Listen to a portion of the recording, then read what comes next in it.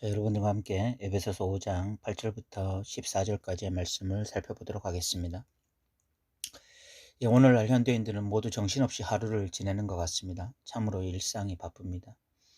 이 일상이 바쁘면 진리를 가지고 진지하게 고민하고 묵상하는 일이 쉽지 않게 됩니다.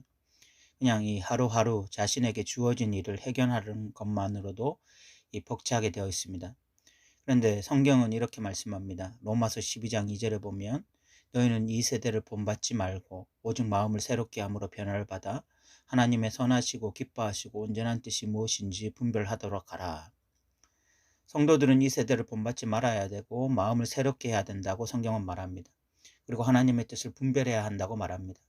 이 말씀은 누구에게 주어진 말씀일까요? 사도 바울이 살던 1세기 성도들에게 국한된 말씀일까요? 아니면 21세기에 살고 있는 우리에게도 적용되는 말씀일까요? 1세기 성도들은 일상이 한가해서 이 말씀을 받을 수 있지만 오늘날 바쁜 현대인들에게는 이 꿈꿀 수 없는 말씀일까요? 이 말씀은 1세기뿐 아니라 21세기 그리고 앞으로 오고 오는 모든 세대가 적용해야 할 말씀입니다. 우리는 지금 이 시대가 엄청 바쁜 시대라 생각하지만 과거에도 호락호락한 현실은 없었습니다. 그것은 앞으로도 마찬가지일 것입니다. 중요한 것은 그 시대마다 믿음을 가진 자들의 태도일 것입니다. 진짜 진리를 따르고자 한다면 자신에게 어떤 환경, 상황이 주어지는지 묵묵히 그 진리를 따라 살아가려고 할 것이고, 다른 것에 마음이 빼앗겨 있다면 성경 말씀은 하나의 경전은 될 수 있을지 모르지만 삶의 지침서는 될 수 없을 것입니다. 오늘 우리가 8절부터 14절까지도 저는 과연 이 말씀이 오늘날 성도들에게 어느 정도 어필할 수 있을지 좀 의문이 듭니다. 이런 말씀이 있다는 것은 과연 알까? 이 말씀을 안다고 해도 정말 그렇게 살길 소망할까? 그런 의문이 들어요. 그러나 이것은 저의 믿음 없음으로 인한 생각일 뿐이고, 오늘 이 시대에 여전히 믿음으로 살길 원하는 자들에게 이 말씀은 보석 같은 말씀일 것입니다. 8절을 읽어보겠습니다. 너희가 전에는 어두움이더니 이제는 주 안에서 빛이라, 빛의 자녀들처럼 행하라. 사도 바울이 자주 쓰는 이 표현 중에 전에는 이라는 말과 이제는 이라는 말이 이 구절에도 나오고 있습니다. 사도 바울은 항상 예수 믿기 전과 후는 완전히 다른 삶이어야 한다고 강조합니다. 본 구절에서도 전에는 어둠이지만 지금은 빛이라고 말합니다. 빛이기 때문에 빛의 자녀들처럼 행하라고 말씀합니다. 그런데 이 말씀은 할 수 없는 자들에게 억지로 강요하는 말씀이 아닙니다. 여전히 어둠인 자들에게 빛처럼 살라고 말하면 이것은 너무나 힘들고 고통스러운 말씀입니다. 그런데 지금 이 말씀은 이제 어둠이었다가 빛이 된 자들에게 빛다운 삶을 살라고 말하는 것이니까 이것은 당연히 할 수 있는 이야기입니다. 이건 뭐 율법주의나 이런 이야기가 전혀 아니에요. 그런데 오늘날 이렇게 말씀을 보면서 우리가 그렇게 살아야 된다라고 말하는 것이 그냥 무조건적으로 어떤 율법주의다라고 생각하는 자들은 자신의 어떤 삶이 본질적으로 바뀌었다라는 것에 대한 인지가 없는 것 같아요. 자기가 이제 어둠이었다가 빛이 되었다. 그럼 어둠이었다가 빛이 되었으니까, 존재가 바뀌었으니까, 그럼 빛의 자녀들처럼 행하라라는 말이 어떻게 율법이 될 수 있겠습니까? 그것은 본질이에요, 본질. 율법이 아니라 본질인 것입니다. 우리가 이런 부분을 좀 기억했으면 좋겠는데요.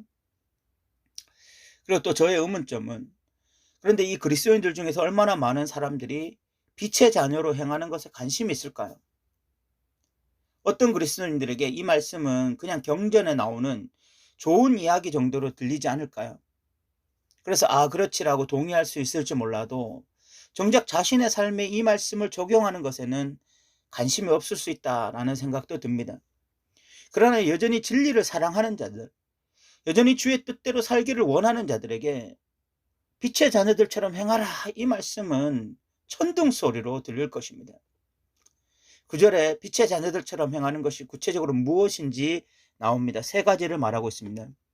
빛의 열매는 모든 착함과 의로움과 진실함에 있다라고 말씀하고 있습니다. 그리스도인들은 무엇보다도 착해야 된다고 말을 합니다. 저도 원래 성품이 참 못된 사람으로서 이런 말씀이 참 부담이 되는 말씀인데, 그런데 놀랍게도 말씀 앞에 늘 서다 보면 이 성품도 달라지는 것을 느끼게 되어집니다. 이 날카로운 칼날 같던 성품이 무뎌진 칼날이 되고, 쉽게 화를 내기보다 다른 사람들을 이해하고 용납하는 그런 사람으로 바뀌게 되어지는 경험을 하게 됩니다. 이 빛의 자녀들처럼 행한다라는 것의 첫 번째가 성품이 바뀌는, 사람이 바뀌는 겁니다. 그래서 못된 사람이 아니라 착한 사람이 되는 것. 이것이 빛의 자녀의 특징이다. 두 번째는 의로움인데, 이는 하나님의 뜻을 이루려는 마음을 말씀합니다. 다른 말로 하면 이 성경대로 살길 소망하고 성경의 진리를 따라 살아가려고 하는 것을 의미하는 것입니다.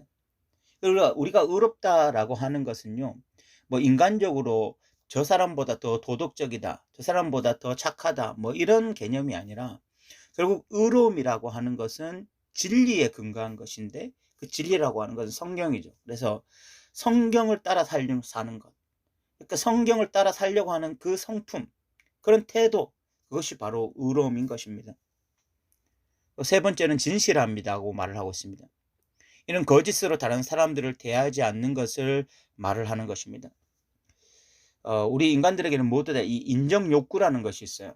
인정 욕구가 자꾸만 우리를 거짓말하게 하고요, 또 과장되게 표현하려고 하는 성향을 가지게 되어집니다. 그래서 자꾸 우리가 확대 더 이렇게 부풀려서 표현하기도 하고요, 또 나에 대해서 어떤 거짓적인 이런 모습을 드러내기도 합니다. 그 위선적인 모습을 드러내기도 하는데, 그런데 우리가 빛의 자녀들처럼 행한다고 하는 것은 이런 우리의 어떤 인정 욕구를 철저하게 십자가에 못 박으면서 계속 다른 사람들 앞에서 좀 정직하기를 힘쓰는 것이죠. 진실하기를 힘쓰는 것입니다. 그래서 그 사람이 나에 대해서 좀 실망을 한다 할지라도, 그 사람이 나에 대해서 좀 오해를 한다 할지라도, 그러나 기본적으로 내가 그 사람에 대해서 진실한 태도로 나아가려고 하는 것, 바로 이 빛의 자녀의 열매의 특징인 것입니다. 그러면서 10절에 보면 이 주를 기쁘시게 할 것이 무엇인가 시험하여 보라 라고 말씀하고 있는데, 여기서 이 시험하다 라는 말이 원어에는 조사한다 라는 말입니다. 그러니까 주님을 진짜 기쁘시게 할 것인지 좀 조사 좀 해봐라, 이런 이야기거든요. 어떤 사람들은 뭐 이 주님의 뜻을 알기 위해서 뭐 기도 받으러 가기도 하고, 또 뭐 산에 올라가서 소나무 하나 뽑고 오겠다, 뭐 이렇게 말하기도 하는데, 지금 성경은 좀 주님의 뜻을, 좀 주님을 기쁘시게 할 것이 무엇인지 알고 싶으면 그럼 좀 성경 좀 봐라 이야기입니다. 성경을 보고 좀 성경에서 조사하라. 그러니까 성경에서 뭐라고 말씀합니까? 좀 빛의 자녀들처럼 행하라. 빛의 자녀들처럼 행하는 게 뭐냐? 착함과 의로움과 진실함이다 라고 분명하게 말씀을 하고 있는 거죠. 그래서 우리가 생각하는, 우리는 머리로 자꾸만 생각하는 뭐 하나님의 뜻은 이럴 것이다, 그럼 아니면 내가 뭐 과거에 배웠던 어떤 신학이나 어떤 뭐 교리나, 아니면 뭐 그냥 그 교회에서 배웠던 교회 교육이나 뭐 이런 것들에 그냥 이렇게 머리에 사로잡혀서 성경을 통해서 보는 훈련들이 안 돼 있다 보니까 하나님의 어떤 이 뜻을 아는 것은 너무 미숙해요. 하나님의 뜻은 성경을 펼치면 어느 곳에라도 하나님의 뜻이 담겨 있잖아요.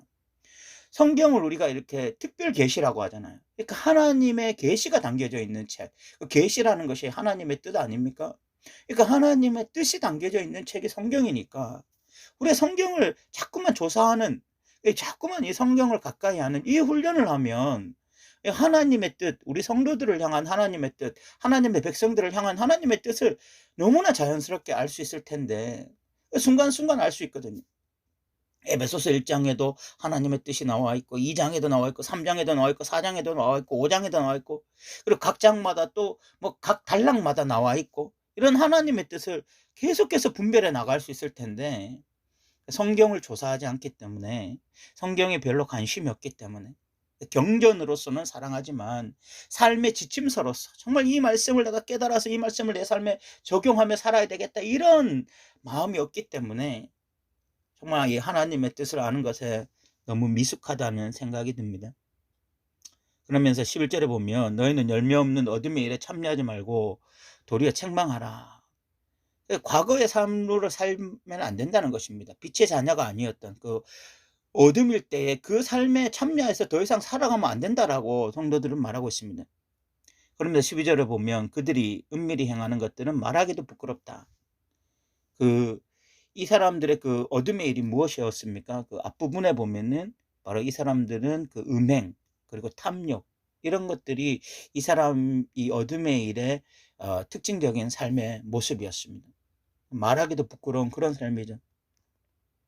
그러면서 13절에 보면 그러나 책망을 받는 모든 것은 빛으로 말미암아 드러나느니 드러나는 것마다 빛이니라라고 말씀하고 있습니다. 오히려 성도들은요, 그런 삶을 책망하며 살아야 된다는 것입니다. 그러면 성도들이 어떻게 이런 어둠의 일을 책망합니까? 자신은 그런 어둠의 일에 참여하지 않고 빛의 일에 참여함으로써 책망을 하는 것입니다.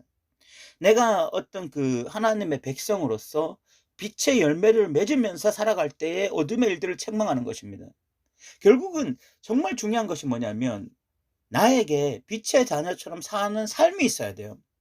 그 삶이 있어야 어둠의 일을 책망하는 것입니다. 나에게 그 삶이 없고 그냥 말로만 그렇게 뭐 살아서는 안 된다. 뭐 우리는 하나님의 자녀다. 우리는 빛이다. 그러니까 빛의 자녀들처럼 살아야 된다. 뭐 이렇게 말로만 떠드는 것은 실질적으로 어둠의 일을 책망하는 것이 아닙니다. 결국은 내가 빛의 자녀들처럼 살아가고 있는 것. 그것이 바로 그 우리가 어둠의 일을 책망하는 것이고 그렇게 함으로써 드러나는 것들이 또 빛이 되어줄 수 있는 그런 일이 일어나는 거죠. 그러면서 14절에 보면 결론적으로 잠자는 자들은 깨어나라고 말을 하고 있습니다. 성도들 지금은 잠잘 때 아닌 거죠. 그래서 깨어나야 되고 깨어나서 죽은 자들 가운데 일어나라. 영적으로 죽어 있는 자들 가운데 이제 완전히 살아난 자들이 성도들이에요. 그죠?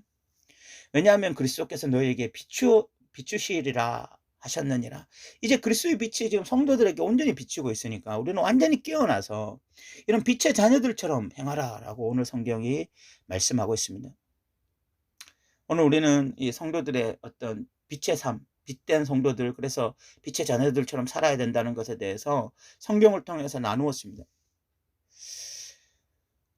서두에도 말씀드렸지만 과연 이런 성경의 말씀에 성도들은 어느 정도의 관심이 있을까요? 우리가 복받게 되는 비결, 기도 응답의 비결, 사업 대박의 비결, 자녀 출세의 비결이 아닌 이런 성도의 본질에 대한 말씀이 얼마나 성도들의 가슴을 뜨겁게 할 수 있을까요? 빛의 자녀들처럼 행하라. 이런 말씀을 들었을 때 우리 성도들이 얼마나 가슴이 뜨거워질 수 있을까요? 오늘날 성도들이 너무나 바쁜 삶을 살고 있고요. 그래서 하루하루 그냥 살아가는 성도들이 너무 많습니다. 그렇게 월요일부터 토요일까지 정신없이 살아가는 거예요. 정신없이. 그냥 자신에게 주어진 그 일 전에게도 바쁜 거예요. 그렇게 정신없이 살다가 주일이 되면 또 그리스도인이기 때문에 교회에 와서 예배드리고 뭐 섬길 수 있는 거 있으면 섬기고 그리고 또 돌아가요. 그리고 또 일주일을 또 정신없이 살아가는 것입니다.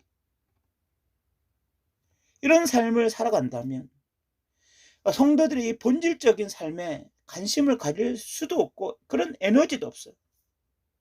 성경 말씀을 읽으면서 그냥 그렇구나 이렇게 동의는 될지 몰라도 묵상이 되지가 않습니다.